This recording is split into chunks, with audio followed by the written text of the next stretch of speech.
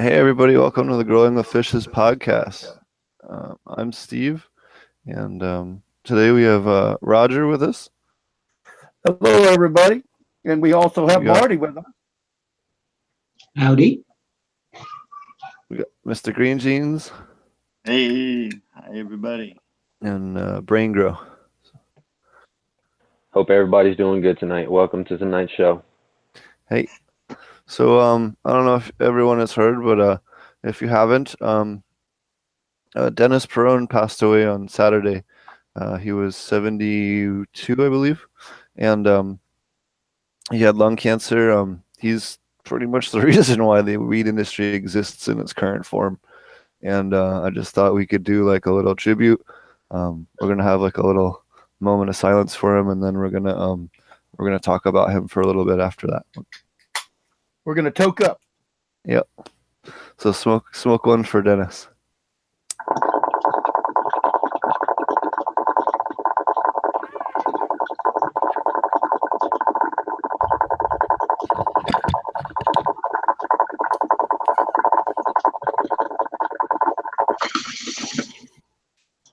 Thank you, Somebody gave brother. that bong a real good rip. All right. So for those of you who don't know, Dennis Peron was the author of California Prop 215. I had some stuff prepared. I wanted to pull up a little bit. Give me a second. Father of medical marijuana. Yep. So he served in Vietnam, and when he was in Vietnam, there was a big offensive with the Vietnamese, and he gotten really close to the Vietnamese there, and he refused to shoot them, even though the guys were coming into the thing. He just was like, no, like, fuck that, like, I'm not killing people. Well, his sergeant got real mad, and they put him in like the medical wing, and he ended up having to take care of all the shipping the bodies back of the soldiers back, and kind of really pissed him off and upset him. And when he got back, he decided he wanted to like make the world better after that experience. And he came back from Vietnam with 2 pounds, and I'll explain later why the Vietnam experience is important to his, what happened with his life. And then after that, he came back and immediately got involved with the gay rights movement. He was very much involved with Harvey Milk and that during the 80s and gay rights in San Francisco. He lost his partner, John West, of AIDS in 1990. In 1991, he helped pass a Proposition P in San Francisco, which basically was a stop, made it so that people wouldn't be harassed by the police if they were using cannabis and had AIDS or glaucoma or cancer or multiple sclerosis. And also protected doctors that prescribed it. The cops still harassed people. In fact, there's a real famous case with Dennis. It's pretty funny. Well, kind of funny. So he was busted with a lot of weed. I forget which bust it was, but I've heard this story a couple times secondhand. And he was at the day of the trial. They had him pretty much dead to rights. He had like 70 or 80 pounds or something like that. And he goes to trial, and on the way in, Dennis compliments the cop on his shoes and goes, "Damn, those are some really nice shoes you got," or something to that effect. Well, the cop flips the fuck out, goes, "I'll effing kill you, you gay slur. I'll put a bullet in yourself just so there's one less F word in San Francisco. I don't want to offend people." And right in front of the judge and the jury. Well, they acquitted all of his charges. They couldn't believe it. Someone was looking out for him and made sure that somewhere in the universe to make sure that he was able to keep going. And then so they passed Initiative P in 1991, Proposition P. He then opened the Buyers Club for cannabis patients. He had a restaurant as well, with the restaurant downstairs, and you could get cannabis upstairs at the San Francisco Cannabis Buyers Club. There's a whole bunch of different things that he did and regarding AIDS patients there during the crisis at the end of the 80s, early 90s. And then he did a lot of advocacy for other states. Did a lot of writing for helping out other people's, other movements for cannabis, and then, actively fought against Amendment 64, which is when I met him. I got a chance to spend a little bit of time with him, and then I got a chance to spend a little bit of time with him these past couple of months. I saw him actually on Christmas Eve, or no, Christmas Eve, New Year's Eve was the last time I saw him.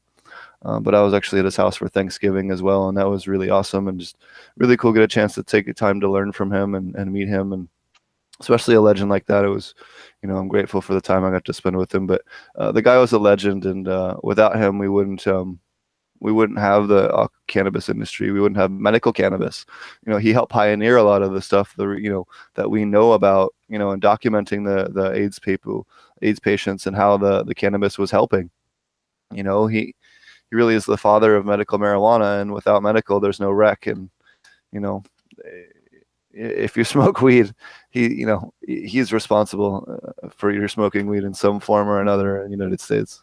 Everyone Everyone. owes that to a dentist. Everyone.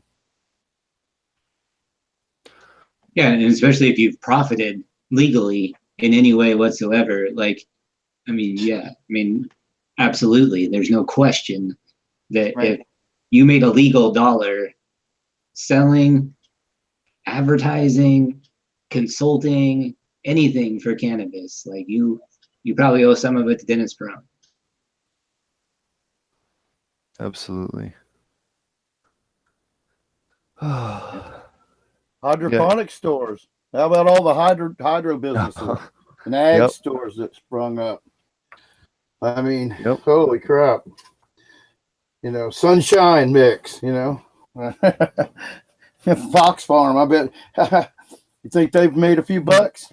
Yeah. All the grow light companies and nutrient companies and soil mixes and IPM guys, and Even the new companies that have come out since. Hey, Veteran me. came. I worked for one of the greatest forums ever on the planet, and I actually, they pay their employees, so I make a few dollars working on the for the forum, and I'm paid by the company, so it's really nice. So our company, our forum, our seed shop, it wouldn't be there if it wasn't for him, or someone, but I mean he did it, so you can't say that, but you can say that, but you know me. I think it's awesome. Sorry, I didn't mean to cut you off, Marty, if I did. No, that's all right. Yep. Just trying to add some kind sentiment so y'all didn't have to keep carrying the whole thing. That's all right. Always room for somebody with a kind word about Dennis, that's for sure. Yep. For those of you that actually had a chance to know him, they are doing a memorial service, I think on the 15th, and another one on the 1st of March, tentatively in San Francisco. One of them's going to be a little smaller, and the other one's going to be open to the city. I think I have to double check. That's just what I read on Facebook. It's just what I read on Facebook, but I don't know if it's set in stone yet. As soon as I know more, I'll update. I'm sure there'll be more than one. Yeah. Right. I'm sure. Is Mike okay tonight? Yep. Okay, good. So, okay. It's easier. I thought so I do apologize that we didn't have a guest tonight. I was traveling. I was at the Regenerative Organic Cannabis Conference, or I probably butchered the name. That was a lot of fun. I learned a lot. We are going to get a couple of those guys on the show, and that'll be really good in these next couple of weeks. I also have some other people lined up. Still trying to get Jorge Cervantes, trying to find a time when it works for both of us, but I have been in contact with him, so sometime here soon we'll get him on. And looking forward to that big time. Yeah. So I thought we'd talk about starting to come up into the spring. If you're going to do some outdoor, even if you can do outdoor aquaponics, now's the time to start to get ready. So I thought maybe we could talk about that for kind of springtime getting ready. So I thought maybe Marty could lead us off since he's done a lot of outdoor stuff lately in the last couple of years. And I'll ask all the newbie questions. That sounds good. So, for outdoor aquaponics, it's really, mean, I guess it's slightly different in that, you're going to be going a full season. So especially if you're going to set up dual root zone pots, just consider, if you don't have some pretty good sized pots for your dual root zone, make sure you're drilling extra holes in the bottom so that you get, I'd probably go with good sized holes too, like 3/8 inch size holes in the bottom to let the roots out. Because when your plants are going to go a full season, they're going to get huge, and they're going to want to grow out the bottom. So definitely do that. And it's a good time of year to just start. Like if like for my outdoor beds, I'm starting to go through, and I can't grow cannabis out there anymore, but you grow other stuff in them. So I'm starting to go through and like pull out any plants that are left over from last year. I have a couple of survivors like green onions and some chard and stuff like that even survives the freeze and snow and everything here. So that's kind of cool. But so yeah, just kind of going through and pulling out anything that didn't survive and make sure and getting those roots out and cleaning everything out. And then I would have probably already started my seeds anytime within the last month or so, and started those going and start your selection. For me, I go straight from whether it's a seed pop or a clone, basically from the first transplant right into a dual root zone pot, and then I just up pot it until I'm ready to go into into a media bed. So just make sure that you don't let them go too long in a pot. You don't want to leave them in. Is kind of the thing there. You don't want to disturb their roots too much. So if you stay ahead of the game, that's always good. Pretty much the same for transplanting anything, except for the dual root zone layer. Get your media layer in the bottom, and then I would say about the same time that you put in your veg plants is when you want to start putting in your cover crop. So you want to put in your seeds for whatever you're going to use to grow along with it. And here I have my water has a lot of calcium carbonate, so I like to grow kale in my systems because we like to eat it and it takes that pretty fast. So I like to get them established right away, and then a good cover. So if I like buckwheat, for instance, because again we like to eat it, and then it also it grows really fast. It's really good as microgreens, and it doesn't regenerate, which means that the roots are going to go immediately to the worms and be like worm feed in the bed, and I can control my cover crop pretty well that way. And so it doesn't get infested in pests because it's not, it doesn't have leaf material that stays constant. So it's harder for any type of pest to get established on it. Some of the ones that regenerate, like green onions or even lettuce or different things like that, you'll have bugs that can stay consistent on them because they keep growing back. They keep a leaf structure that stays there. I like sage. It seems to grow really well in aquaponics, and I use it in my IPM. So I like to put in there. So anything that I'm gonna want to help balance my system over time, that's really not going to overtake. Once the cannabis plants get to a certain size, they're going to be uptaking whatever they want, regardless of your cover crop being there or not.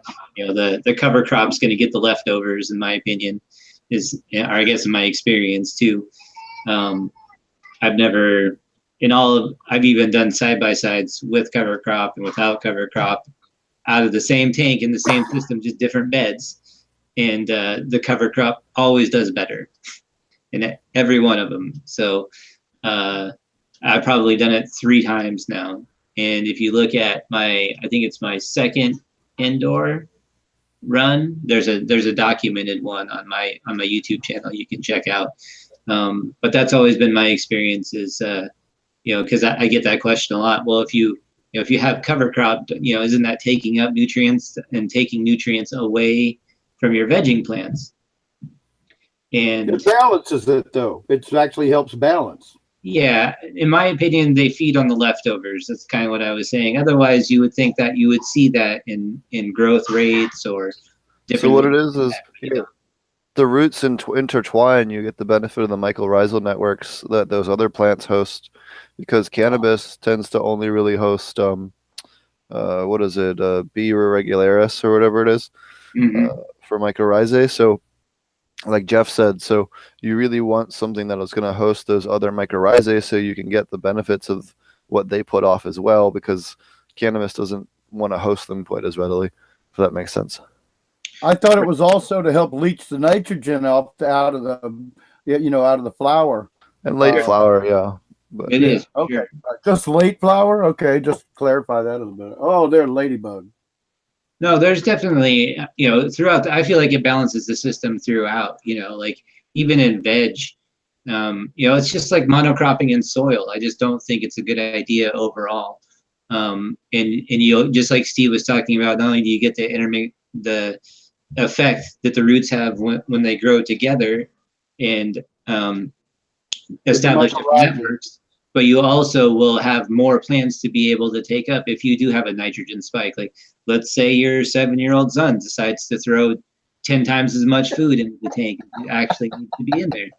You're not going to have such a huge nitrogen spike that your whole system can't take it up, as opposed to as if you just had veg and cannabis plants in there, they'd probably all curl up and the leaves would turn all dark green, and because they'd be trying to absorb that nitrogen, and they would eventually, especially in a closed loop system. That's kind of a nice thing about it, is that you can't just stop feeding and eventually they will just uptake enough to balance itself out. But it will be much faster if you have a cover crop. So your system will be much more forgiving and you'll see better growth. So I highly recommend it. So what I do is I have my dual root zone pots, and then all around everywhere that's not dual root zone pots gets covered in something, whether it's kale or buckwheat or sunflower seed, or sunflowers that I eat as microgreens. That's another great one that doesn't regenerate, just like buckwheat. So you can plant them and they're ready in like 7 to 10 days. They're nice, good size, taste great in a salad, whatever you want. And you can just cut them down, and then the roots go immediately to worm food and start cycling right away. So those I feel like are another great option. But everything gets covered except for the dual root zone pots.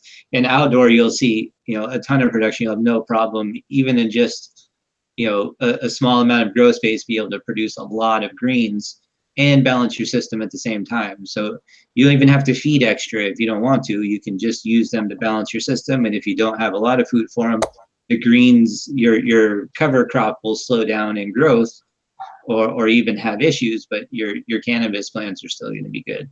Unless you're like not feeding at all, then obviously that over time that would become an issue. But it makes it more forgiving in that way. So establish your cover crop about the same time that you transplant your dual root zone pots, into their full size pots for the full season. And obviously you don't want to put them outdoors too soon because of the light schedule. So you'll have to check and see what the light schedule is in your area. But like here, for instance, we usually don't put out anywhere before like May 15th or so is usually about the cutoff. And obviously for you beginners out there, the reason that is because the light schedule, again, you got to have enough light during the day to keep them from going into flower too early.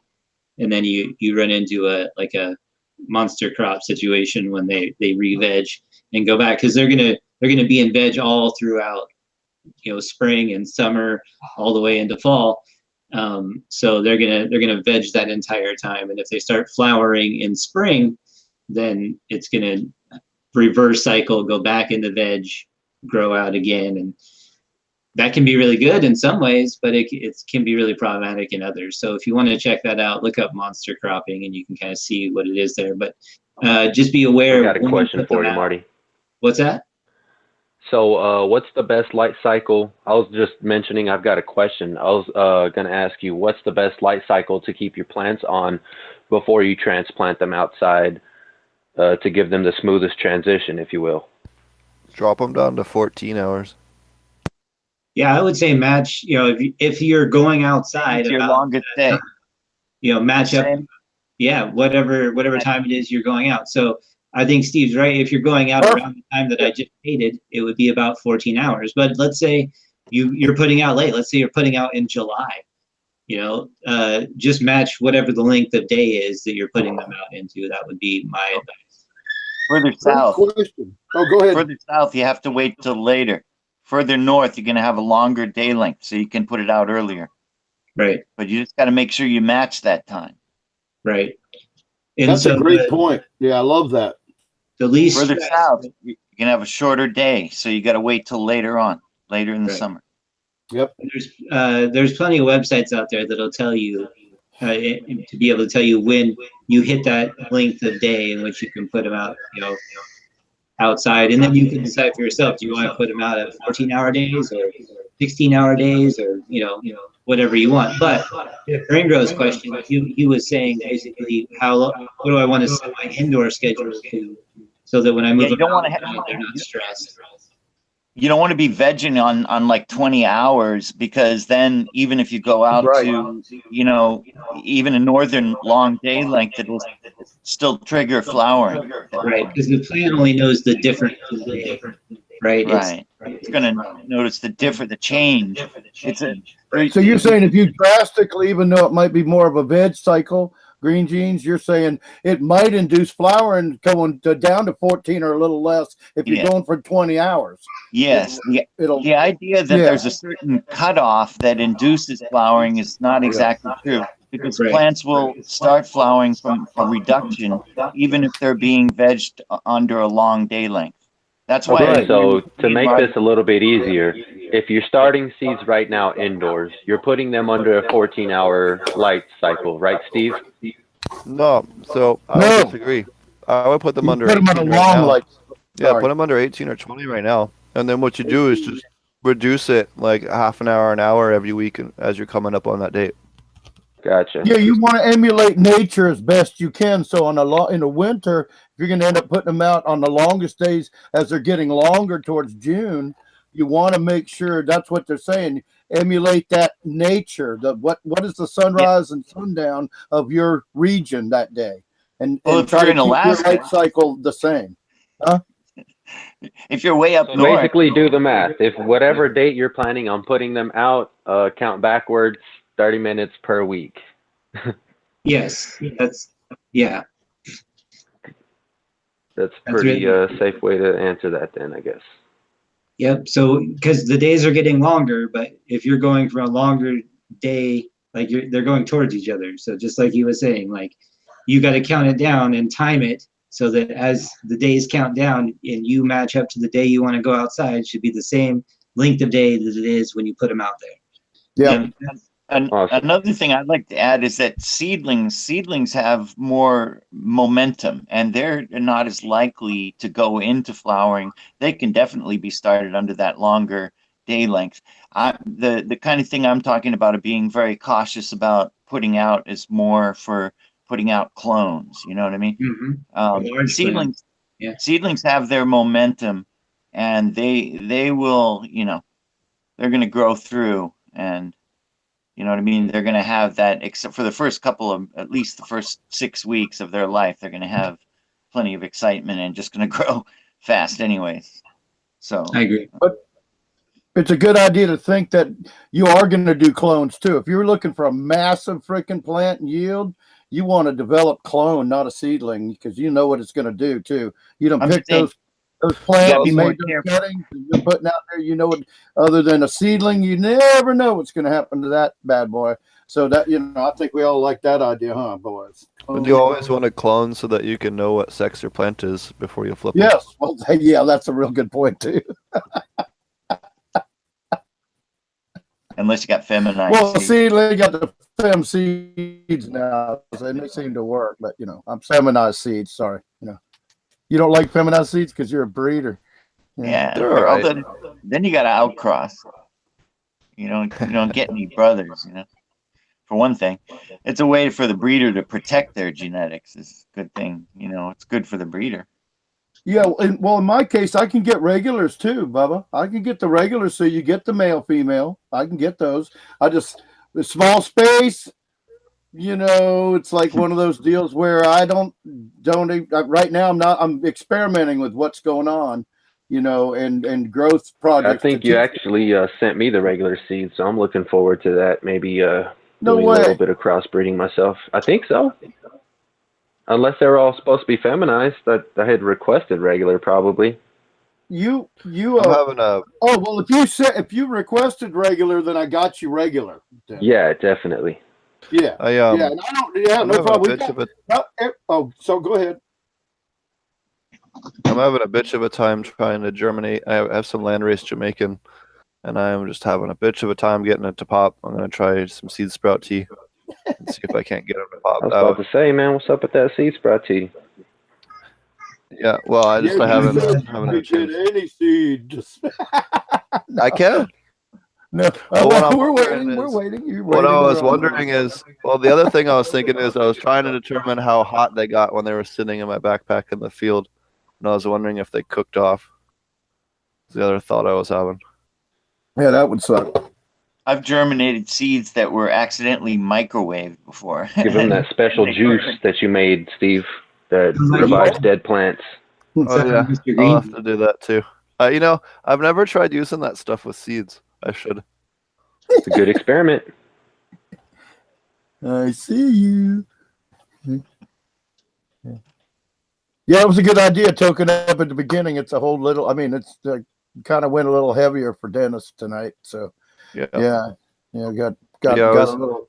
Ooh, and had the stuff to do it with too. Oh man. I went up to that organic cannabis conference. Man, that was really cool. The people from Dragonfly Earth Medicine are so neat. They're doing all kinds of cool stuff with kombuchas, Yeah. ferments for fertilizer, and all different kinds of things. I think they're going to come back on the show and talk to us a little bit more about some of their organic nutrient stuff because that was a hell of a talk. And then They were fun. They were great. yeah, we're going to get I loved it. By the way. So we're going to get Dr. Faust on. He's one of the other speakers. He talked on seaweed and what's going on with the seaweed extracts and stuff like that. And then also talked on cloning techniques, and that was pretty cool. And then there's Dr. Efron. He did a really cool speech on mycorrhizae and how to maximize mycorrhizae in your system. So that was really neat. He's a big fan of no-till. I was kind of talking on why that works and how, the once you have a live plant and you put it right next to the old roots, the roots will wrap up with it, and the fungi from your roots will actually break down the old roots and directly steal those nutrients. And since it's basically concentrated, perfectly formulated for cannabis, the plants really enjoy it. He kind of explained it how, like in a forest, the trees get really large because they're doing that same thing. They're feeding off of each other's root systems that way from the old trees, and that's why trees can get so big. I love this show talking about that stuff. It's so hard to get that across. Make your own cannabis forest. Yeah.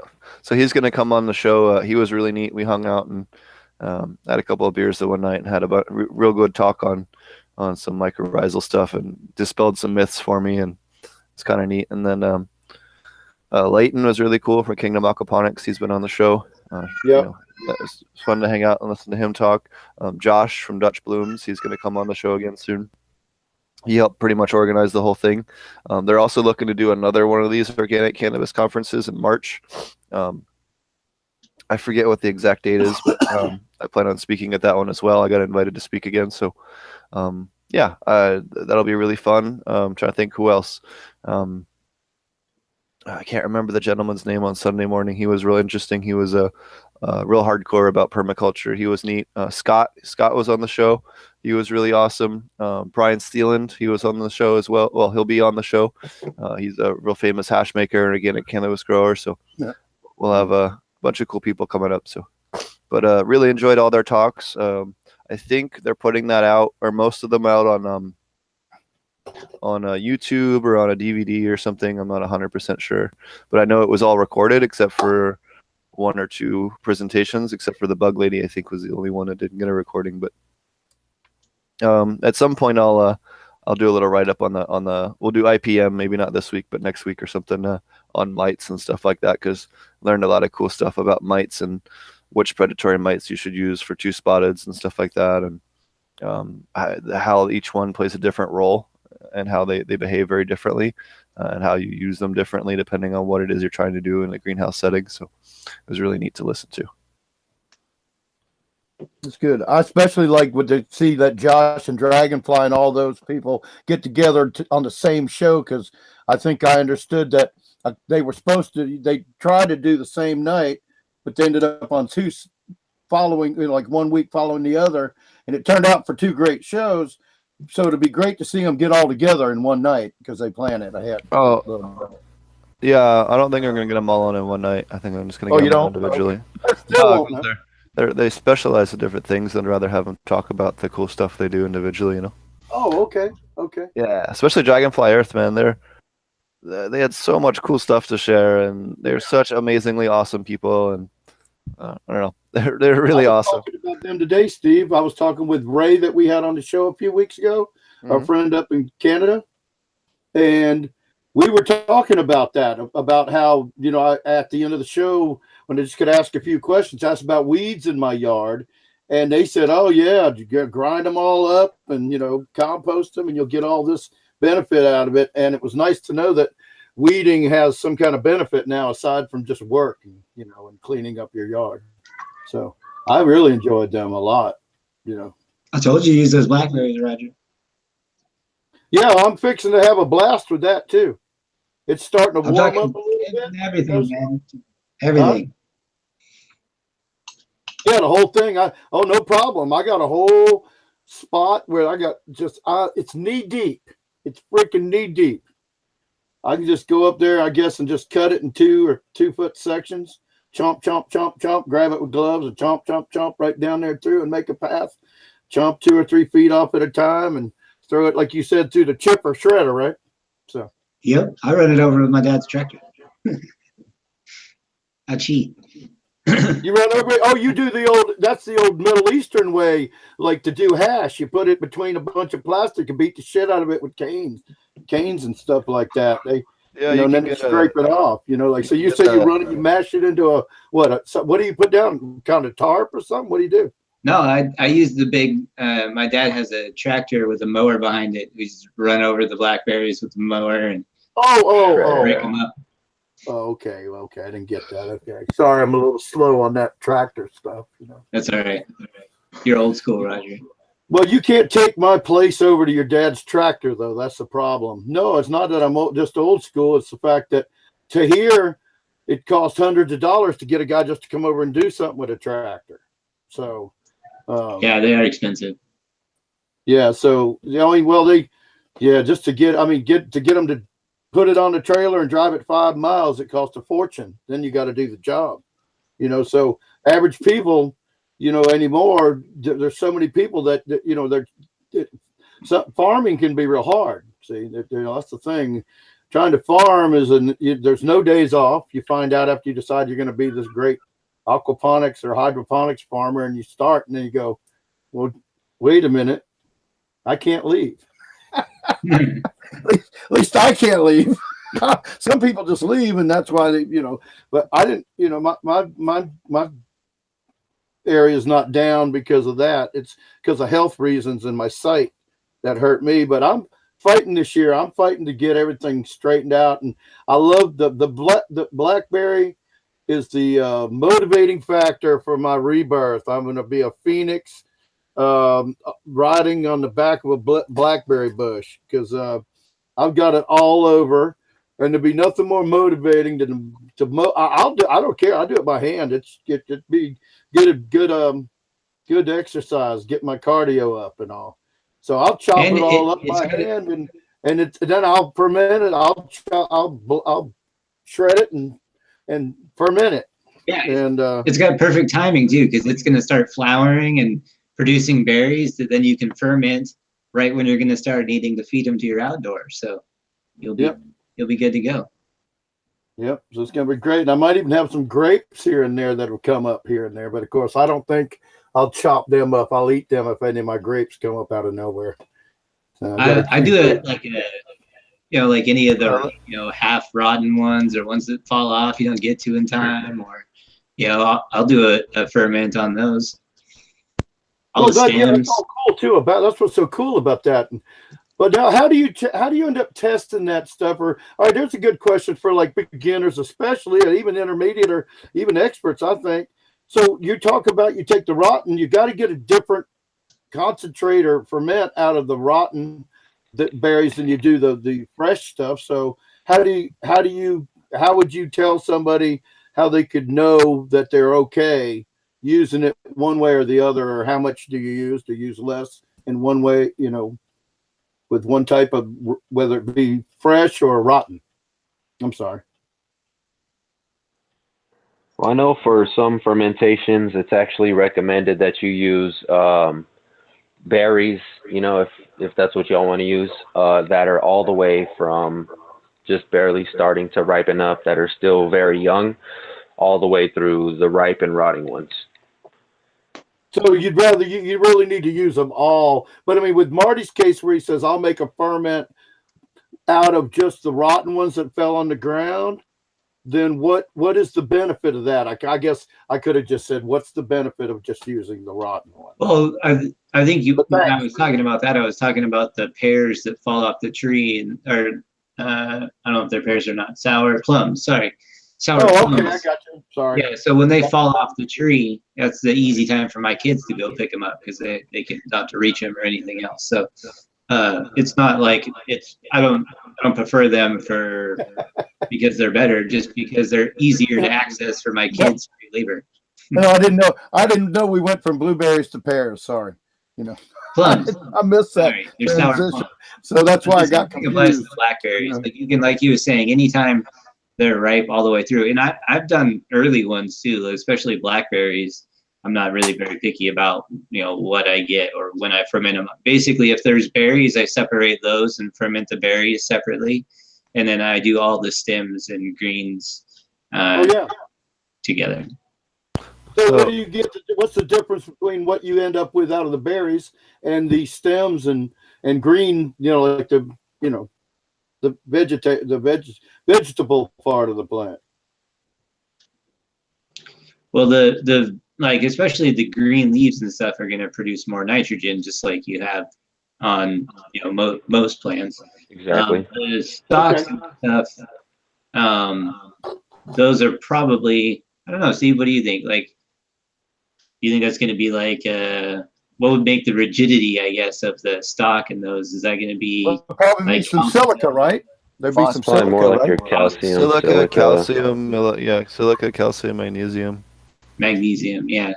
So I would say you would still get some magnesium. So that's your CalMag, and so you're going to get more phosphorus out of the fruit. So the stems are almost like a micronutrient kind of thing, as opposed to the berries being more of a bloom, add phosphorus and potassium. Is that what you'd get out of the berries? And then you get the well, it makes sense. The green is the nitrogen, so it directly transitions, right? And Mr. Green is eating a plant. It's what the plant is uptaking in order to make the fruit. So that's what's in the fruit. Exactly. Yeah. So good point. Yep. Good clarification. Yeah, I keep wanting to intervene, and then Marty's like nails it on the head. I'm like, yes, exactly. I'm going to mute. No, it's great. Go ahead. It's great. Get all the beginners tonight. I mean, you said he's basically saying everything I was going to say. Like everything that you get from the fruit is all the sugars and your flowering and fruiting nutrients that the plant takes up to produce all that stuff for a reproductive cycle. Yeah, you get your flavonoids and your sugars and all your good stuff, all your different proteins and enzymes and yummy things that your microbes love, your plants love. So one can say that your ferment that you do with the stems and leaves is your grow formula, so to speak, with nitrogen, and the rest is your bloom formula, more or less.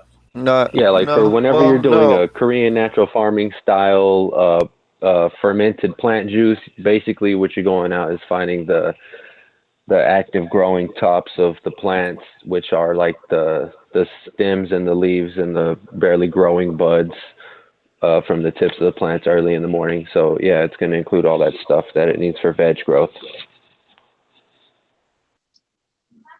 And Steve, I must have misunderstood it the way you'd say, well, Marty, I'll just shut up. You guys go ahead on that. I mean, to be honest, you can really ferment anything. If you want to throw just a whole bunch of leaves in there, then do it. Just about. Yeah, as long as it's not toxic. Yeah, I would stay away from brassicas, especially.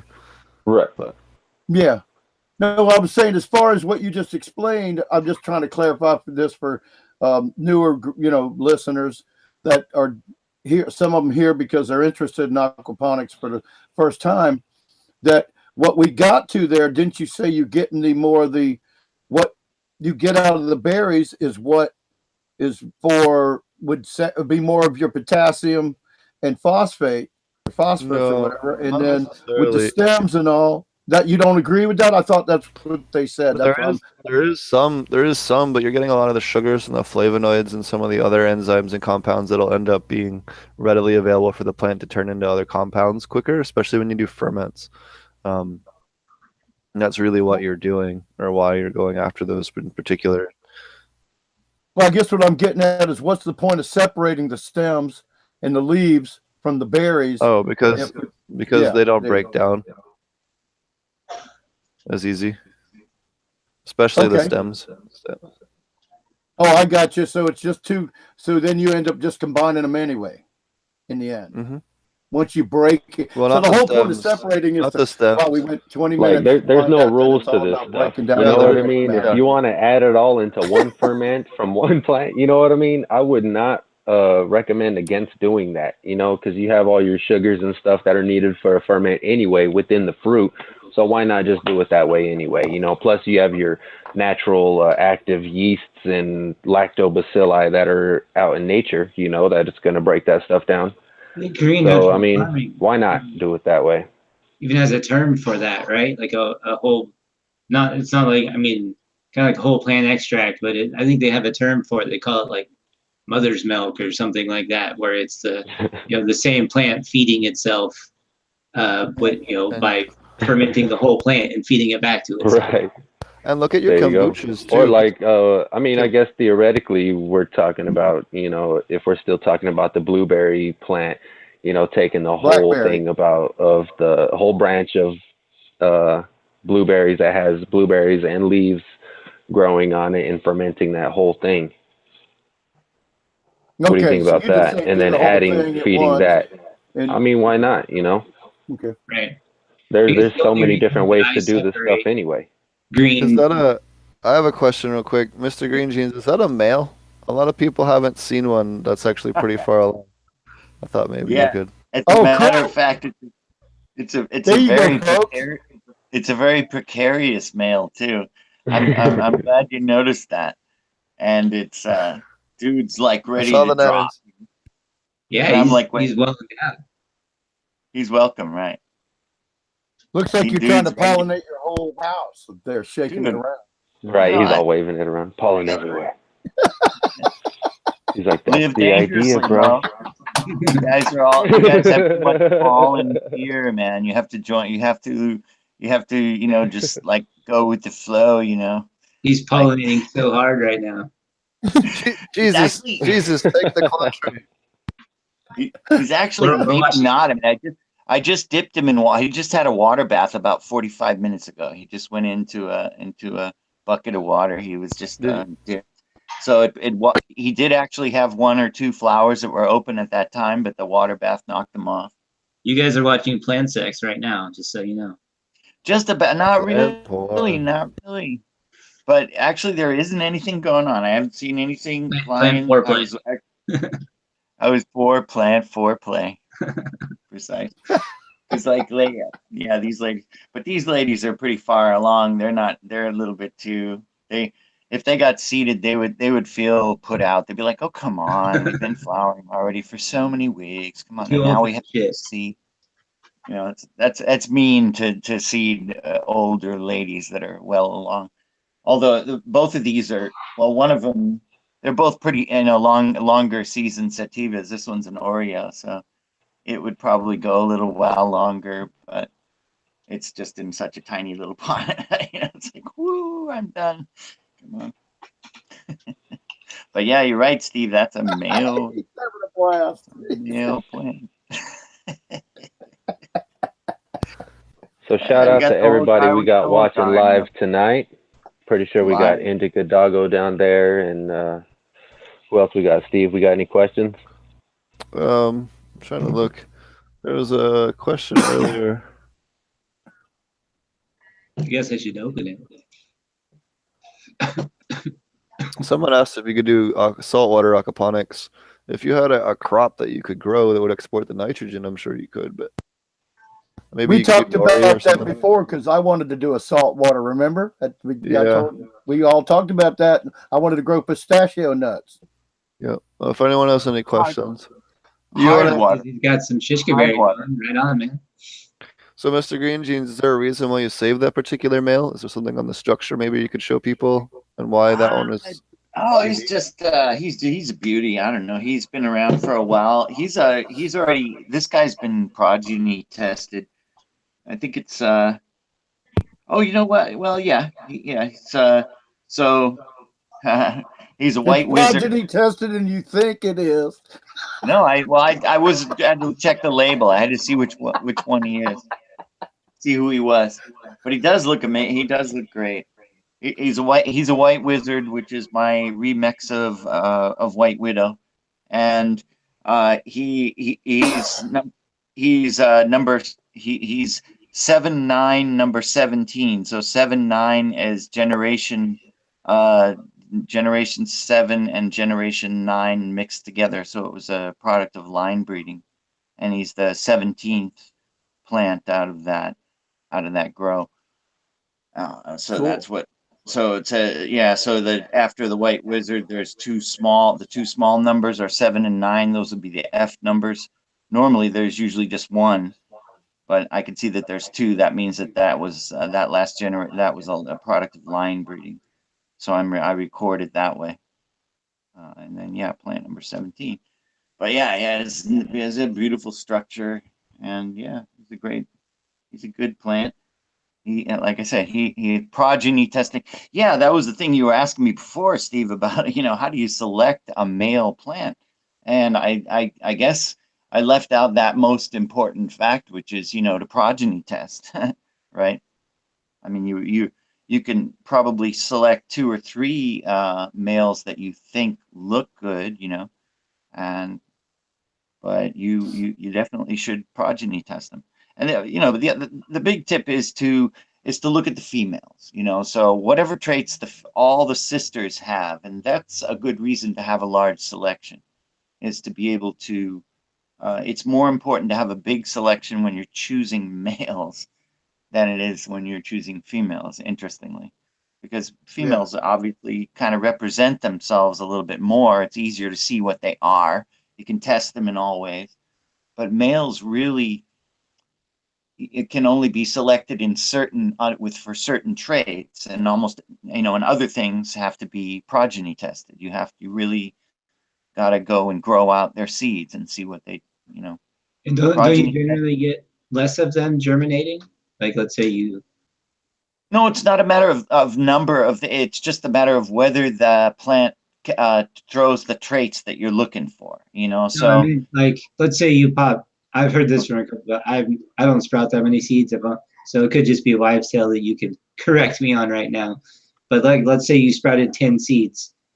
Most people expect to get more females than males. Do you find that to be accurate or not? No, usually you get 50-50. The more seeds you grow, the more you'll get 50-50. But that said, there are some plants which definitely, and then some combinations of plants, so it could be also the male doing it, contributing something as well. But there are definitely female plants themselves that crossed with many other males will give a much higher percentage of female plants. There are those plants. So what about you, Steve? Have you ever seen that before? Or any thoughts? 50-50? Yeah. It's usually. I mean, in my experience, I've probably just through chance had more females than males, but I don't think about it because I end up cloning them and tossing them early, so I don't. You know what I mean? Yeah. I'm not thinking of it in that way. Yeah. I've never actually. If you're not a breeder, I think you don't keep track of it as much. But anyway, it's just an interesting observation. That's all. I think also the fewer seeds you plant, this is proof that Mary Jane is this benevolent goddess. The fewer seeds you plant, the more likely you are to get all females. That's the rule. You just plant 2 seeds, there are almost always 2 females. Huh. Maybe that's what they're referring to. Because Mary Jane is wonderful, you know. That's that's the only explanation I have for that. No, my favorite one. My favorite one is people tell me they can look at the butt of the seed and tell me it's a boy or a girl. I've I've never once, and I've tested that theory quite a bit. Never had that work. No, and also Everybody not knows. number of fingers or at the whatever tier or anything. That's totally unreliable because that's going to vary Right. hugely by genetics. The other thing I found kind of works is if it's a certain height, you know, your males will grow faster. So if you have a large enough sample section, I like to get you can taller. actually, yeah, you'll have two growth heights after about week 3, week Awesome. 4, and you'll Yeah. easily be able to tell which one's boys and girls. But that's only, you know, you got to be doing 50 seeds, 100 Not seeds. always, but yeah, you'll see usually a Generally. percentage of the tallest ones will be males when you've got about 50. That's exactly right, Steve. You've Yep. got to have a pretty large selection to notice that. But Yeah, I that's learned that very in Jamaica. true Especially most if of the you're, time. yeah, especially if you're doing 13, 14-hour veg, like lower veg, it really makes a big difference. Now, if you had it Yep. on a longer light cycle, it might not have that same difference. I don't know. Yes, that's a great observation, Steve. It's also a stretching kind of thing. It's during the males when they know it's coming flowering time, like when the especially outdoors, the males will definitely stretch up taller than the females. You know That's what an I mean? When excellent point because I like the shorter photo periods. So I think that's an excellent point because I've done a lot of 1410, had a whole bunch of people try it out and they all loved it. But that might explain. Well, I've always said that explains why if you do it. And I love this concept of the smaller amount of seeds. You know, that's it because I get a higher percentage of females than males. I had to deal with something, so I was away in the middle of that conversation. But it's I just a agree. luck In a thing. small batch, I'm getting more of them, and some of it's, but I do baby them, you know. But at shorter photo periods too, at the beginning, and I find that the shorter photo period puts less stress on the plant, I think, and the less stress allows it to be a female. That's just my goofy concept from doing it for a few years, you know. But you know, I love that you guys brought that up about the as it gets closer to flower, those males. That was really a cool tip. Yeah, Right especially there. if they know it's coming. If it's a kind of a reduction in day length, and they can tell it's coming. The stretch, you know, we call it the stretch period. It's like that's when the males often get taller than the females. Happens a lot. One other thing I want to bring up to people is if you have the ability to put all the males just into one little container, and this is true for most strains, and this has been cited in a couple of different studies now, males actually will have a higher THC percentage when tested. Now they have way less bud structure. There is no bud structure, but you can actually Oh, you can derive definitely. THC from it. You can smell them. You can smell it on the leaf. I'm sure the resin glands are just there as much. You know, Wow, good point. they're just as much as the females. If you were I mean, to if you look closely at the leaf, and it has exactly the same number of trichomes as one of its sisters. Yeah, I'll well, give you a great example. let's ask this for all So those they guys on the tested forum, Steve. so they Let me ask you a tested question. this. Oh, go ahead. I'm Go looking at ahead. an article that says the males were at 31.5%, the females were at 29.6. All right. One strain. Hold on, I can. So if you had a male, like now, we got all these guys on the forums, right? They go, "What am I going to do with this male plant?" Make bubble hash. Right. So, but it has to be Bubble. mature, right? Well, when they're finished, when they're mature, the males should have just the leaves should have the same amount as the leaf of the females. I'm pretty sure. Yeah. I mean, so for people who make bubble and stuff like that out of the leaves or Well, BHO or whatever, you'd have males some ought to be. pollen. I don't know if you could do bubble with it. You'd have the pollen to contend with. I don't know how you could keep the pollen away. It's a great point, Steve. The problem is letting the male ripen Okay. and somehow.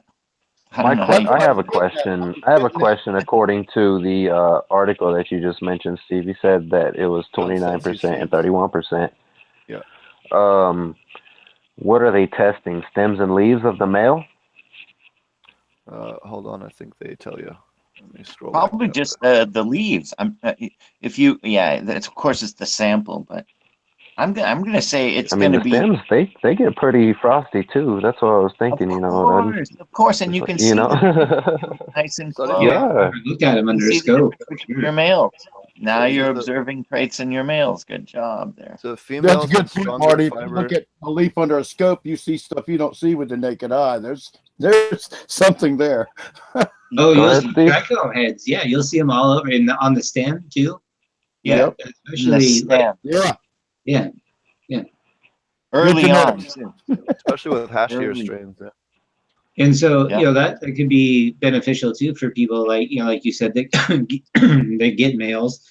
Yes. And as far as the pollen thing goes, like you could probably, if you really wanted to, like go through and pull off flowers as it was growing, sort of like they do with other stuff. Like if my mint starts to flower, I just pull the flower off as it goes through, and it, might be one way that you could do it and not have, end up without having to contend with pollen at the end. But some strains like CBD strains, they produce a lot of CBD or even more CBD in veg. So, like you can see the plant he's got there. Yeah, There, makes sense.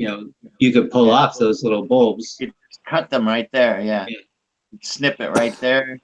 Snip it. and then you could bubble the rest, right, Steve? Yeah. Yeah. Yeah. But Absolutely. yeah, I mean, it'd be Does a that lot of answer work the question, with Roger? males, but That's a lot of work. It's I kind of guess crazy. depends how desperate you are. It's kind of crazy. I was more advocating looking at them and doing all that stuff for the work of selecting a male, because it's great to have good males, to find a good male. And if you have a large Right. Flower out the male and see what it does. well, Clone it and flower out the mother. Yeah, you can learn Or a lot father about in the this male case. from looking at the sisters. You can assume that, again, that's why I said it's nice to have a larger grow. So if you know enough about the sisters, you can infer that the brothers, got that too. And, but if there's a lot of wide variation amongst the sisters, then it's more, dangerous choosing a male. But if the sisters all have some trait that you're looking for that you like, then especially if it's quite prevalent, more than 75% of the sisters have it, then you can probably assume that the males have it. But again, it would be worth saving 3 and progeny testing and going back and finding which one was the best, especially if you're going to do a commercial operation or whatever. But still, don't throw away those males. Guy's killer. This guy's a beauty. At the very least, veg them and eat them. That pollen's good for you. There you go. I actually do that. Whenever I chop the tops off, I pop them right. I eat them. And I got it. This one. Yeah, absolutely. This one's got to be cut a lot. This guy produces so much flour. It's like no way you can use Fight it right now, Mr. Green Jeans. I bet you won't. So will you? What? So you're I gonna will. maintain them. So you're gonna maintain him. Are you gonna maintain him until he's ready to female, or are you gonna right on? That's good. I have a buddy who swears by tasting the stem, so he'll pull a leaf off and where the stem comes out, and based on the way I can see that you'd probably get a good sample of the terpene profile that way. Yeah, so he does that on his plants all the time and gets an idea, and he'll know if something's wrong with it based on the way it tastes, because not only does he does it on a regular basis too, like he knows what that plant like when it's healthy. Does that make sense? Yeah. There's differences genetically too, for sure. There's some, the phloem and the xylem or whatever, the saps in the leaves, and you can, some of them are very biting and almost like a persimmon, and others are sort of neutral, sort of nothing. Other times kind of salty. They can also be kind of a little bit sweet, or fruity. You can taste fruit, sweet things. I'm not sure if those things are terpene related or not. I think they're more like water solubles, saps inside. Yeah, I can definitely go take off one of the leaves of one of my plants right now, bite it, and it'll be sweet and fruity. for sure. And that's probably based on what it's eating, which is powdered pumpkin. Well, he breaks the stem off right at the, where it grows off, and then tastes right at the end of the stem. So he's, basically like where it was attached to the stalk. And if you do, I've done it before. It tastes sweet. I mean, every time I've done it, it just tastes really sweet. And I was surprised. He like bricks though over and hangs out in the room. He like pulls it off and just starts chewing on stems. It's funny. He's a cool guy. That bricks rating though. Huh? Oh, the bricks rating, right? The bricks. The sugars in your plant. Well, see, I was going to bring that up. You're talking about biting it. Well, how do you think they did it before they had a refractometer and IR meters? They could read the leaf surface temperature and shit. They felt it and they ate it. I mean, they tasted it. That's how this shit all got. I mean, where do you think those good breeds came? I don't know, man. I gotta be honest. I wish more people would do that nowadays, because I got a buddy who is hooked on the bottle and uses a lot of salted and bottled fertilizers, and the stuff I got off of his leaves tasted super salty, like literally salty. Yeah, it's a good way to sweet. Grow nutrients. Tell them to try it. Like, here, you try your leaf, and then you try Eat your own leaf. Yeah, exactly. Taste it. Well, I just happened to get this out last night, and so I just happened to know where it was for a change. But yes, everybody should really. Well, I just broke the freaking case. That's always the dad. I hate these things. I had to go break the case. So here we go. Yeah, I'm gonna break. Now I'm gonna break the implement. There we go. There's a refractometer, everybody. Oh, there you go. I have it. Where the hell am I? I was gonna say I can't see it. Those are great. Once you learn how to use them, you'll swear by them. Accurate. They're quick to use. What is it exactly? It's a refractometer, a brie meter. Measures the sugar level, so you can measure the sap in your plant. It can tell tell you about the health over in a matter of hours. You can monitor the health of a plant over periods of hours with a thing like that. You squish up some leaves and drop drops right onto here on this tongue. You put this back over and you can read the sugar level like everybody says, and that'll tell you the health of the plant right there. It's something that every greenhouse owner and everybody's got, because it makes things. It's not necessarily easier, but it's nice to know that you took some valued measurement. But yeah, so you'd love that, Brain Grow. Hey, Steve, that's about switching up plants and stuff. Now you can test the sugar level and then really dial it in. That's what I was saying. You guys, Ken should get incorporated in his system next. Is have So the cameras on the ceiling in the greenhouse do that for us. They do how do they do the refractometer? Oh, I guess they shine light with different light spectrums on the plant leaf, and then so they control the light system. Gotcha. Well, it's a camera and it has a filter, so then it takes pictures of the material and sends different light beams off of it, and based on the reflection, it can analyze the tissue. Nice. Hold on, let me mute myself. Plant tissue analysis. It's pretty awesome.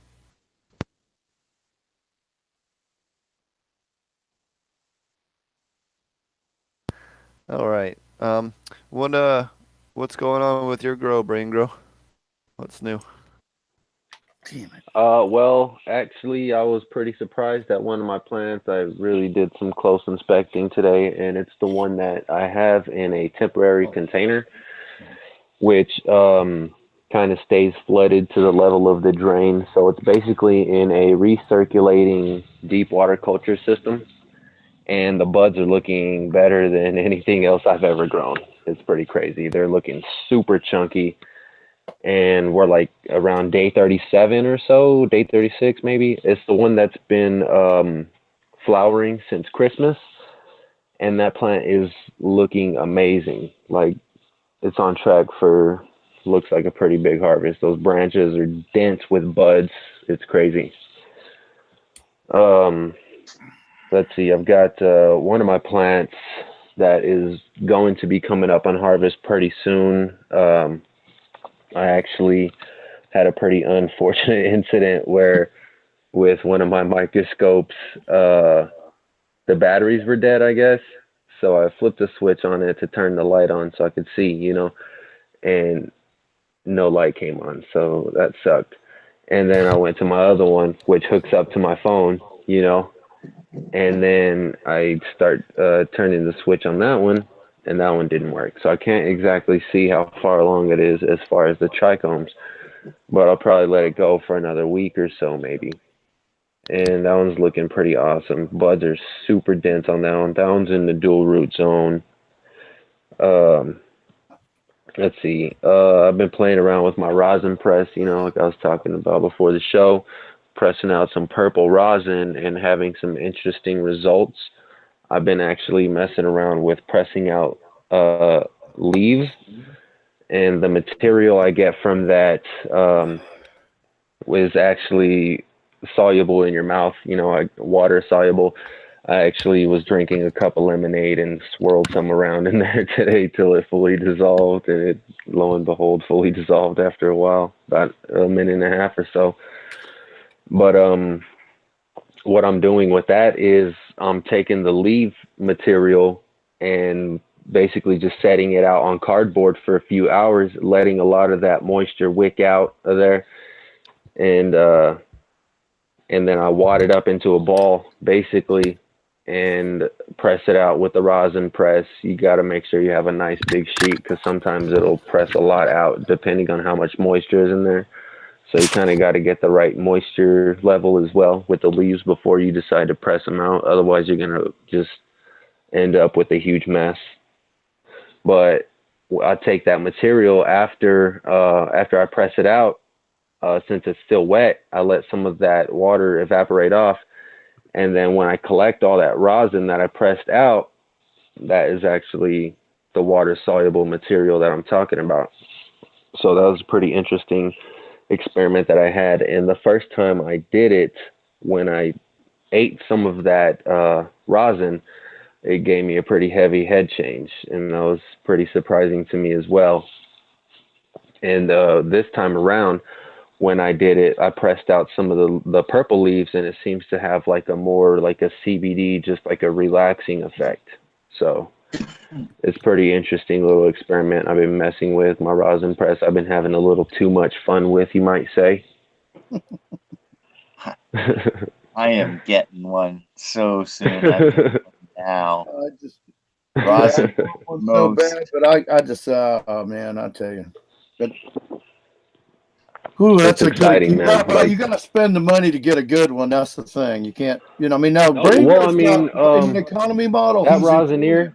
I mean, we can't say that Rosineer is not a good rosin press, man, because it is doing the job. Like, it's getting me off of 2 presses. I'm getting 15% returns, man, and I can probably push for that 20% mark if I do that 3rd press, but that material you get out on the 3rd press is usually a lot lower quality. I'd rather just leave it in and then use those rosin chips to make edibles or whatever, extract them with, name your solvent, whatever. That's interesting. I found, because you did buy the one, you got the one that's very similar, or the level above the one they sold at Walmart briefly. Yeah, the manual one, the MV2, the 2nd version. According to Hogmaster, he was told that they're not even going to be selling the MV1. So it's just, if you get the manual version, it's just the MV2. But I was talking about last time, that pneumatic one, man, I was watching a YouTube video of that one, and that one smashes the heck out of those nugs. Why is pneumatic better than hydraulic?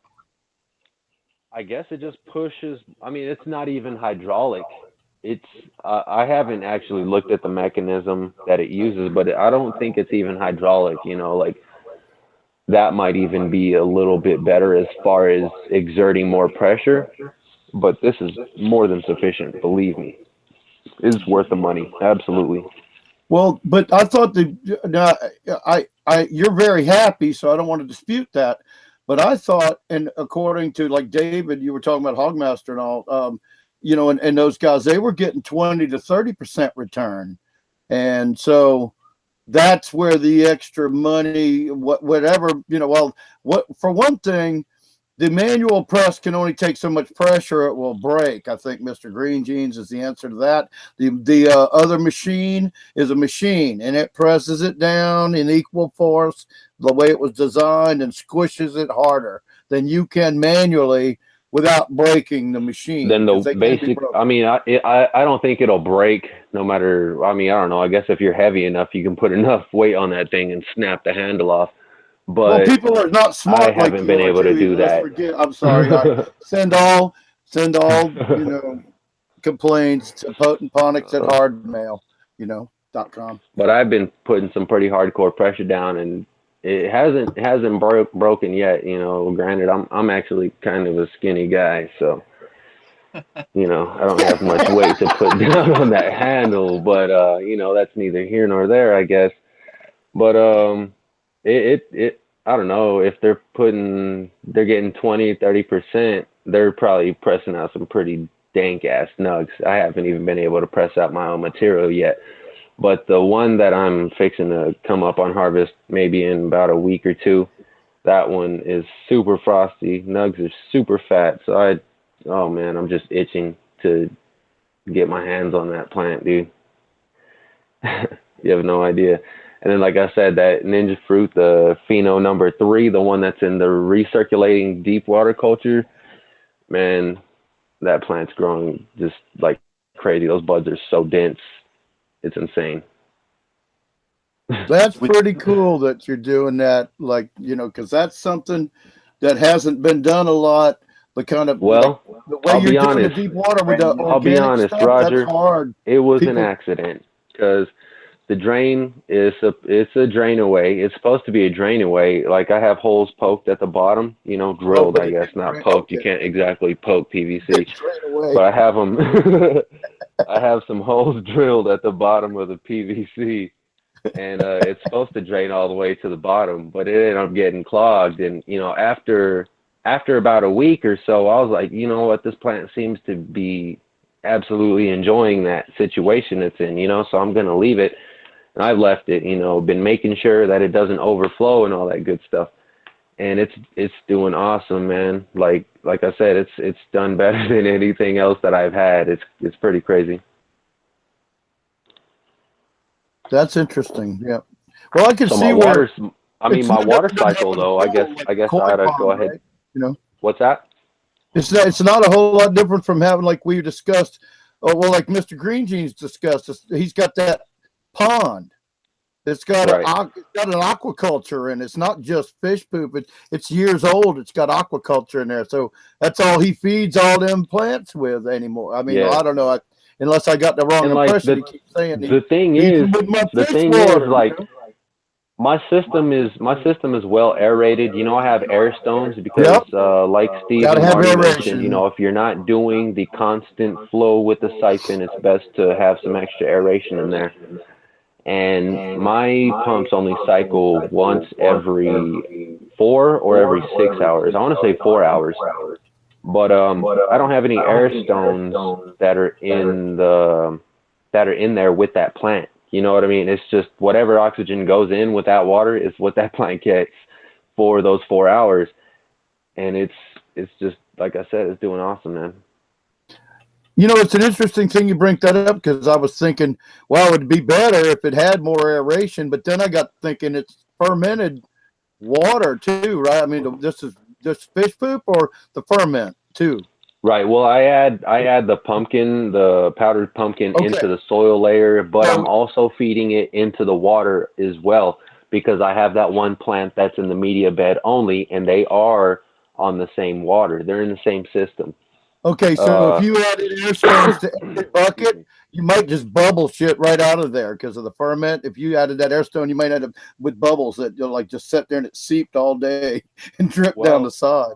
So I was thinking about that. It's working like but I'm just, so that's, as they say, if it ain't broke, don't fix it. You know, right? It's a culture. That plant, yeah. Well, and I mean, it also I feed that powder with also a dose of lactobacillus serum, that has also been mixed with the pumpkin powder as the sugar source.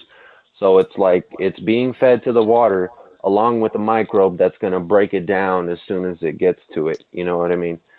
So what's your how much of the ferment and how much of the lactobacillus do you give it, or the serum as you called it? What kind of balance do you do? Like when I'll you give add it, that I'll to give your it about a cup. I'll give it about a cup of that powder every 4 or 5 days, you know. And then when I do that, it'll just be like maybe a tablespoon of the lactobacillus with it. Cool. Then people have a clue there. You know, I love the I mean, pumpkin thing. I for think that's gonna reference, be some good I have a tasting weed. 100-gallon system as well. So I mean, don't add a cup of, if you happen to attempt to dry and powder fruit like I do, don't add a cup of it into a 30-gallon tank, or you're gonna get a super huge just algae bloom from the phosphorus probably. I don't know. That's what I'm guessing would probably happen. Right. Good point. That's what I was trying to say when you said it did, because it's just kind of building each.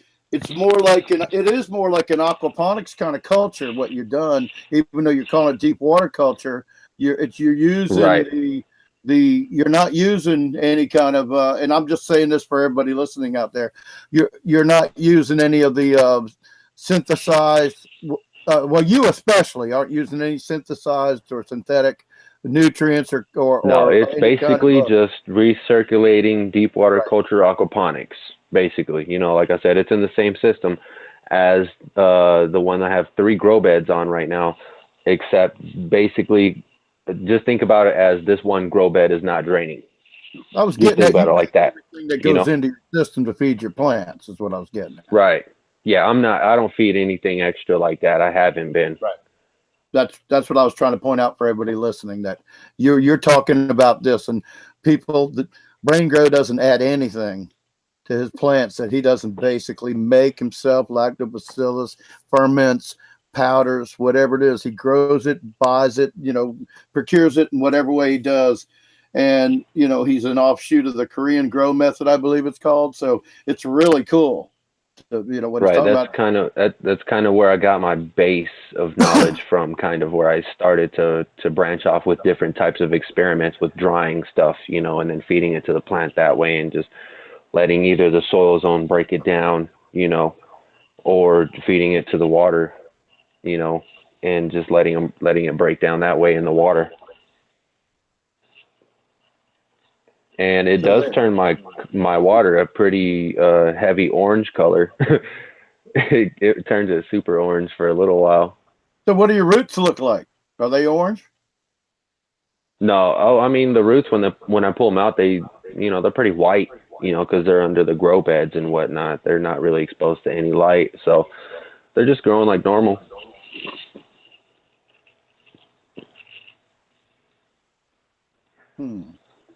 Awesome. I always think that when Steve turns, where's Steve? He's like, what's he doing over there? I'm just messing with you. It's like Steve's having sex listening to the show. I mean, I don't know. Yeah. No. In tribute to Dennis Peron, the show is we're doing the show in a memorial kind of show for Dennis Peron, the father of medical marijuana, and a strong activist for all kinds of causes. And we're having a great time tonight, and I want to give a shout out to Marty for kicking the show off with a great lesson and tolerating all our questions, but explaining things, about how to set up your outdoor aquaponics grow this year. And I see that he left, and he always sneaks out of here on us because he's got little babies. So I'm sure that's the reasoning. Yep. So what have you been doing with your grow, Roger? Mine is over, and and I'm in semi-divorce hell right now, where I don't know if I can even grow anymore. It really sucks because I had a system going where, I mean, not like a big commercial system or nothing, but I mean a system of where I wouldn't have to run out, where everything just about perpetually, on a standard. and now I don't even know. I bought some smaller, Mr. Green Jeans. You're gonna love this. I bought some smaller cloth pots this week. And then I found some 2-gallon cloth pots, which I'm telling you, I think that would be the shit. You can put like 16 of them in a 4x4 space and have a blast. And again, that's why I used the feminized. But yeah, I like the regulars too. It just got to be the point where I didn't have time to be starting 2 extra seeds that were males. Because I'm not breeding, and that's a good point. If you're breeding, that's what you want. I mean, for sure. So you want to, get really great genetics for that. Absolutely. And I'm sure that anything that you got, after all your years of doing this, I'm sure anybody would be honored to have your stuff. I don't know what you do or if anything's legal. Well, let me ask you this. This would be something that we never talk about. With the legalization of cannabis and stuff on the West Coast, up through British Columbia, which is happening in July 1st, I think. What is it as a seed breeder now? Is there any legality in regard to that? Because I don't study the law out there because I'm not there. So, that's up to you guys. I can deal with my own laws. And then I fight the federal laws that are bullshit, which is all about why my laws are different than your laws. But so what is the impact on a breeder? Can you sell your seeds and I don't want you to, get yourself in trouble or do anything, but I'm just asking, like, what's the outlook for people that are trying to be somebody that shares seeds with other compassionate people? I'd like to know. I'd like to know the answer to that. At this Good. Well, point. I got you then. I've always, for me, it's always been, I even with my little tiny operation here, I'm always getting too much more than I can possibly handle. I mean, the plant is very generous. There's always too much around, So, and I think it would be nice eventually to make money with with seeds and with genetics. I mean, that's a great idea. And to tell you the truth, I probably, I have done okay by word of mouth, for quite some time. It's been kind of regular over the years, but I don't know what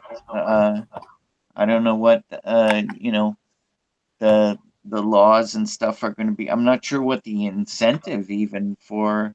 I think as you go down the chain or up the chain or up the whichever way you want to look at it, it gets more and more difficult. It's more difficult for the growers, the producers of the product than just about everybody as far as legalization for recreational, especially the older people that have been doing it for a really long time. The sort of the old guard. There's a lot of upstate outdoor growers who are supplying all across the country or have been for 20 or 30 years.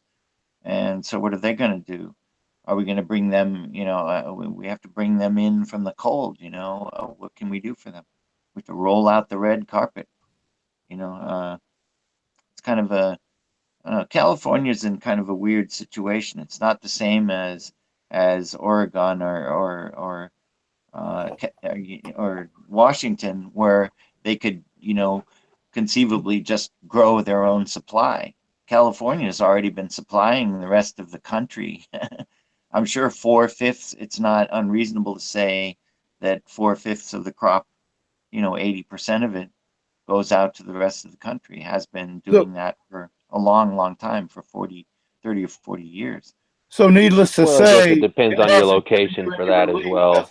As a breeder to sell seeds, you're still in the dark with that. Yeah, I definitely am. I mean, I like I said, I mean, I've had a good word of mouth thing going, for quite some time. It's been okay, but it would be nice. It would be nice to do more, especially now that I'm really interested in, helping everyone get a 5 pound plant in every cul-de-sac in America. You know what I mean? Wouldn't that be fantastic? I mean, I'm sorry if that Get would your own drive slice of down heaven.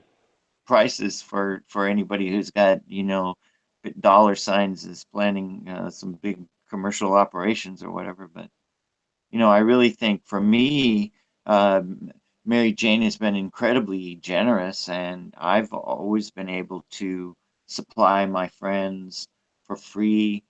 There's a lot of free product here in California. You know what I mean? Like, people who are connected uh, don't have to buy, or certainly don't pay very much. Yeah, I don't pay very much, if ever. Or get it free. I mean, everyone's always gifting it to you. If you're Mr. Green Jeans. So, and it's like bringing sand to the beach. I mean, come on, guys, are you kidding me? You know, but this is, but also it's the generosity of Mary Jane. I mean, I'm really behind the whole overgrow kind of thing. I'd love to help all the small growers, the beginner growers. That's been What, my goal since the early 2000s, is try to what- learn how to communicate, because I think that sometimes the only people that can understand me are these professional growers that have been growing 10 or 15 years, because I'm always talking genetics. I'm always saying the answer to everything is genes. But and I think that's an important thing, that I think beginner growers should know that too. But to be able to help beginner growers, and those guys that were on before, Dragonfly, they were fantastic, because they supported my beliefs of the ease of organic gardening techniques, that basically organic gardening is more efficient and more, or my grandmother was in her 80s. For her it was easier, but for us, for younger people, and I'm old, for younger people, it's more about efficiency, less work, get more done, grow more crop. um, and that's absolutely true. I think beginners should start with organic methods of some kind. I know we're doing aquaponics here, but to me, aquaponics is very, it's obviously the most organic type of hydroponic. If there is an organic branch of hydroponics, it's aquaponics. That's Aquaponics is so what? beyond organic, because organic is beyond just a organic. label. Yes. So what? Yeah. So Well, what does what? organic mean? I'm sorry. I didn't even mean to use the word, guys. I'm sorry. Peace, What? peace, It's peace. Don't start. What basically strains? Don't start on me now. But What you know strains what I does mean. what Huh? strains does Mr. Green Jeans recommend for newbie growers? For newbie growers, we have there's a lot of tough stuff these days. The Jack, anything with the Jack Herrera, I mean, because we're getting a lot more into sativas and stuff. And if you're going to grow your own, one of your advantages is going to be you don't care about a couple of extra weeks. Like the commercial growers, indoor commercial growers, which still dominates in many ways. We're going to be moving a lot more outdoors, but indoors, it's a long season sativa. It's not so monetarily feasible, and so a lot of them will shy away from it. If it doesn't finish quick, they don't want to put their time into it. But as a newbie, uh, you don't care. As a matter of fact, you like that, because it gives you more time to practice taking care of a plant while it's flowering, which is the real key to growing connoisseur cannabis, is learning how to let the ladies down nice and easy, and keep everybody happy, for a long time. And so it takes more skill to flower longer. And a newer grower is going to want to jump into getting that and to doing that right away, because that's going to be one of their ways to get high, to get into connoisseur quality right away, is growing something that has got a slightly longer flowering period than your shorter indicas that you get down at this dispensary. Everything in the dispensary is all, you know, heavy in short indicas, pretty much, mostly. I hope I'm probably just preaching to the choir here, but you know, you 8-week guys- finishers. yeah. And you know, the thing about the short season is, and everything is, the problem with that is just that you don't have much time, for example, to flush nitrogen. You know, you want to learn about doing that, you know, withholding too much N at the end. You get your nice yellow leaves like this that show that there's no more nitrogen left in there. And that'll, Yep. you know, make your tastes nice and stuff like that. And all these are things you can do right away as a beginner. It's not, you know, don't be scared. And especially you can do it, you know, with organic methods or aquaponic methods.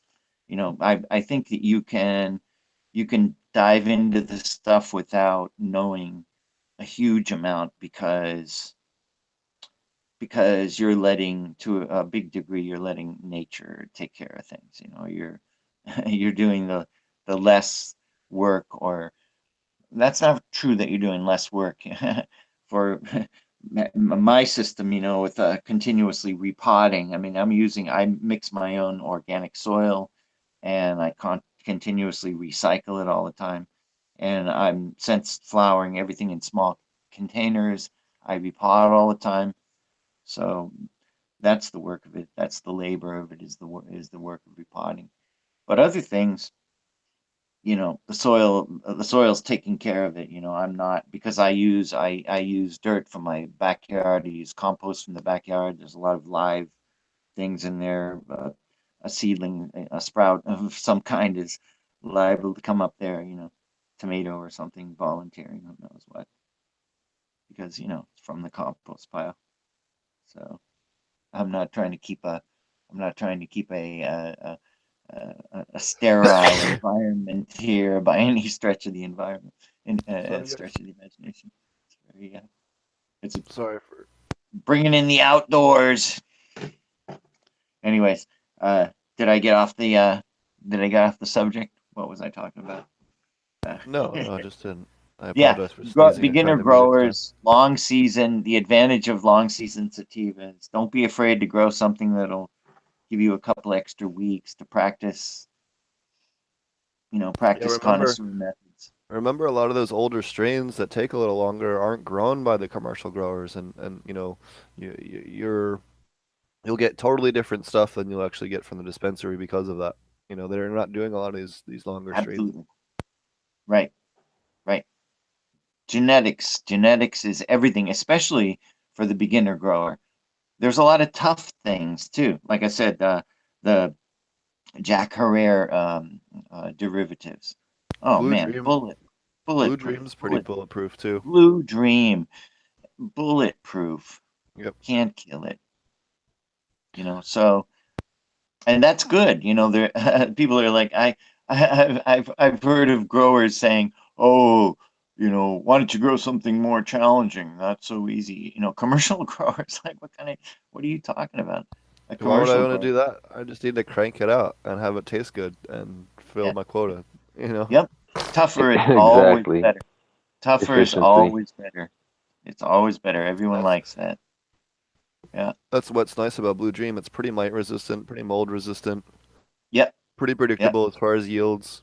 It's nice Yep. and chunky. You know, Yes. rarely produces low amounts of THC. So A lot of those things are structural too, plant structural. Blue Dream can be very light, can have very light leaves, you know, really thin leaves, thin sativa leaves, and I think that makes the concentration of trichomes like more dense. There's less leaf material.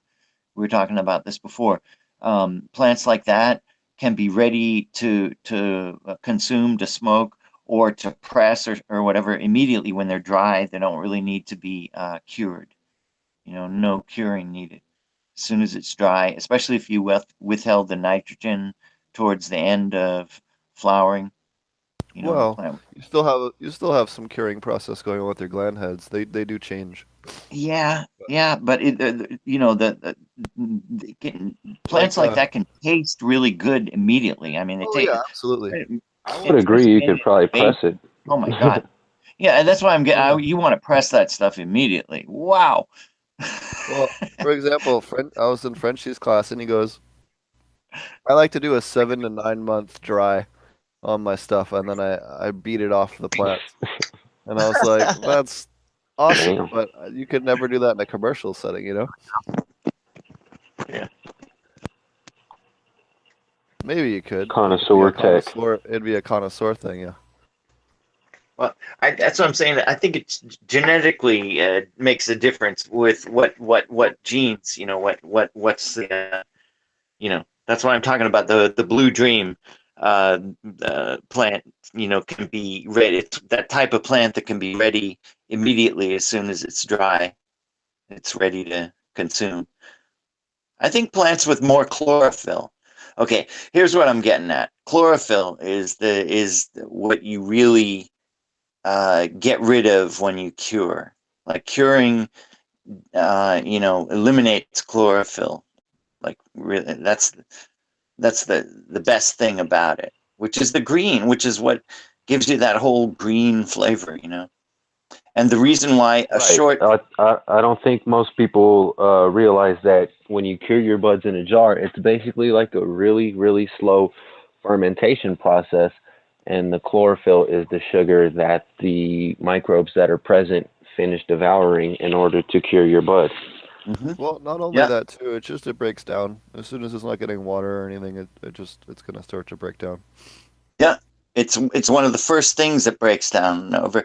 Yeah, chlorophyll goes away, and that's the other thing that the shorter season indicas are. It's much more difficult to withhold nitrogen during that short period of flowering. So you only have that short period, and it's much more challenging. It takes skill, and those genetics, they're not even used to being N-starved during their flowering.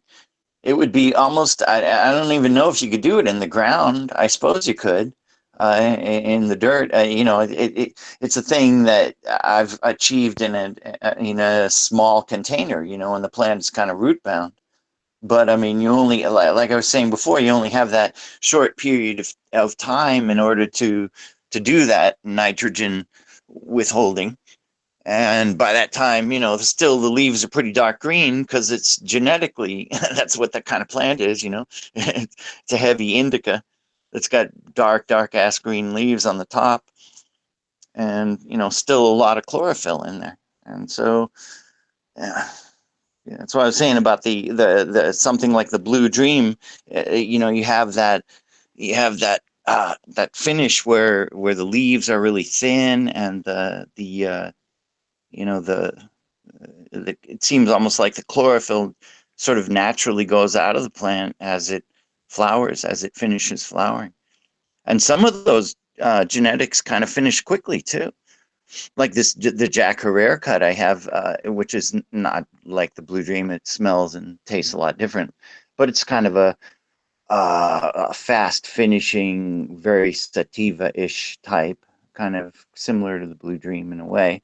And that the Jack is really what was I going to say about that? Tell me, guys, what was I talking about? Hey, Steve, here's an idea for the podcast. Every time that happens, you have to have a recording of the part on Half Baked where it goes, doo-doo-doo, marijuana affects the memory. You have to have that ready for that, bro. I gotta. Hey, dude, I'm 60 You fucking gotta years push play. old. Boom. Hey, man, it happens to all of us, bro. Oh man, you're supposed to save me there, I know brain. It's happened to me before. No, I was talking I'm about pretty sure it's happened to everybody before. the Jack Herrera, the Jack Herrera, that same kind of thing with the very light, the very it's odd. It's finished. There's no leaf material. There's no solidity. Also, the plant consumes the leaf while and I think indicas do this as well. So while the plant is flowering, it's eating its own leaves, right, to build the flowers, right? So the Yeah, leaves basically that's the themselves, purpose of flushing as well, is you're deriving the plant of nutrients. That way it eats yes. itself. Yeah, and you want it to do that because and actually it even wants to do that because it doesn't really want to grow its roots anymore, and it doesn't, any kind of more nutrients down at the root system at that point in flowering kind of just pisses it off. You know what I mean? It's just not really. So, you want to let the ladies down nice. You want to keep everybody happy. So it's nice not to have any nutrients at that point down at the root system. So that's why the plant is, it prefers to consume its leaves basically. And that's what we see it's doing. And yeah, and so some of those, the right genetics, these sativa type genes, plant consumes itself in a really nice way, and by the time it's finished and everything, there's so little vegetative material left there, and you break apart the flowers, and there's no, the little teeny little wimpy little sticky little stems in there, the cute little, you know what I'm talking about? And there's trichomes all over the goddamn place, but the vegetative mass of the plant is very fine and very tiny, teeny almost. And that's an amazing thing.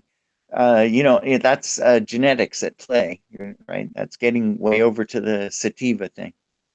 That's a beautiful thing about that blue dream, and about the Jack Herrera. Jack's nice like that. Yep. All right. Back. And what's going on with your grow, Mr. Green Jeans? Yeah, it's just the usual thing. Making so many cuttings of the last plant, and like what is going on there? Man, just everything just grows so fast. Cannabis just grows so fast. It's just like, what can you do? Like how can you manage it? We have to get this under control. We have to stop this overgrow kind of situation. Help. Being Grower hack. That's the real mission as a grower, trying to keep it under control. Keep it under control. You need a machete and a GPS in order to find your way out of the grow room. Is the basic problem. I mean, that's the fundamental problem of the cannabis grower. How to find your way out of the grow room. I have been working on a system of kung fu, a martial art, a method of walking, when you're, because everyone's been in these. No, this is one day. Remember back in the day when we always used to grow cannabis indoors, and the kids are going to be like, no, because we'll all be growing outdoors. But, pressing yourself against the wall and in these funny positions and squeezing by this sticky bud, rubbing all over your chest. Oh my God. So yeah, we need a new it's going to be like a form, like kind of a tai chi form, basically a form of exercise that we all need. So grow room kung fu method, because Call it slenderizing. You think I'm kidding? I play jujitsu is exactly, how do you think these plants got this shape, right? So, right, what I call plant jujitsu, right? PJJ, everybody's like practicing BJJ. Oh, I do BJJ. Hell with that. PJJ is bending, right? It's the technique of, it's basically just like regular jujitsu. The idea is to bend without breaking, right?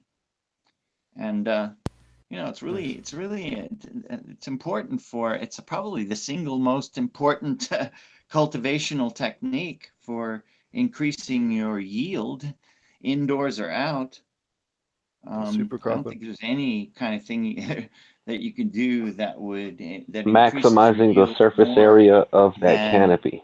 than bending your plants. Because basically what it does is it increases the light print of the plant, which is, this is what, it took me years I didn't figure this out until 1999 when I grew a bunch of big plants in my friend's backyard down here in San Juan Capistrano. And he was worried about them peeking over the fence. And I kept bending them, to keep them down below the fence. And I started noticing the water usage and also the lack of nutrients, how the plants all of a sudden were, lacking in both water, they were drying out really fast, and they were, needing more nutrients. And it turns out that the reason why that is really, really simple. It's just because you're increasing the amount of light that the plant can absorb by bending it out, basically, increasing the light print. I mean, even if you take a perfectly vertical plant that's growing straight up like that, and if you're looking Basically, down from the top like in the I middle like I of the just said, day at you're high noon, maximizing it's got a the little surface tiny area of the print canopy. about that big, right? And as soon as you bend it over like that, if you were to bend the whole plant over like that, all of a sudden now it's got a light print the shape like that on the ground. Whereas before, the light print, the shadow that the plant will cast on the ground is going to be shaped like that. Whereas, before, the shadow was a tiny little thing like that. So that's basically the reason why bending plants or, super cropping or whatever the techniques Training. are called. I But just call I it call it training. plant Whatever method jujitsu, you use. because basically the whole thing is you can just bend the plant, and not break it. But again, you got to be cautious of the different genes play a role. So some plants are definitely more brittle than others. Some plants are easily bent. Some plants spring Silica, back, silica and calcium levels play a right? big Make sure role you as gave well. them enough silica. Yeah. Some plants can be not fed correctly, and they'll just break, easily anyway. Yep. So We have a question from chat. It says, "What is the best temperature for aquaponic cannabis for the water?" can't hear you, And that Steve. would be oh, there was a question from chat. It says, Your "What?" your mic is off, or my mic? No, can you guys hear Are me, you Brian? there? Yeah, I can hear you, man. You're coming through good. Shoot, I can't Okay, it's hear. just him. Just me. So he says, "What's the temperature your water should be in aquaponic cannabis? You want it between 66 and 72. 68 to 72 is kind of a little bit better."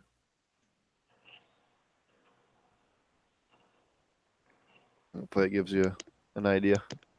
Yeah, definitely. Got to worry about those dissolved oxygen levels if it gets too high, and then you got to start worrying about slow growth if it gets too low. Yep.